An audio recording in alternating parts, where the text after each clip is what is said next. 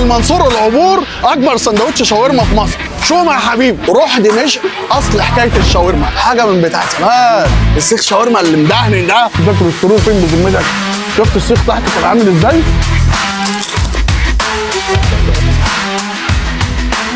واقوى سندوتش نبتدي بيه هو الماريه. بص المنظر، رقات وصوص وجبنه والعيش. بص المنظر ده كده، واخد توميه سبايسي، توميه عاديه كده، طماطم غنيه كلها شاورما، سندوتش محترم. خش على بعض. هات لي السندوتش النونو ده اللي هي مش ما يكفيش، ده واحد ده ينفع لواحد. ده سندوتش الشومه، انت تقسمه اتنين ولا تطلع فيه ازاي ده؟ اقطع كده، اقطع، ده فيه كل حته صوص. بص القطعه دي تعمل بقى كده هنا.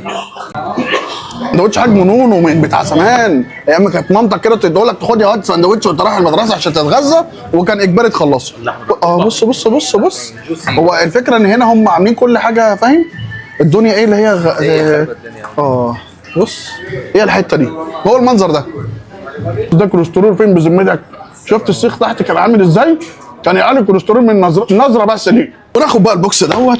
وهو فين بقى؟ في العبور. احنا هنا ده الهوت لاين، روح دمشق. العبور هنا عند سور النادي. تيجي بقى تاخد الدبوسه اللذيذه دي، بس ما تاكلش كده، لازم بردك. هتقول لي ليه كل حاجتك بالتوميه؟ اقول لك التوميه الصراحه هنا طعمها يحترم. سامع صوت القرمشه؟ شايف اللهب؟ طلع دخان، انا بقى بتعرف من جوه دلوقتي، بس هكمل.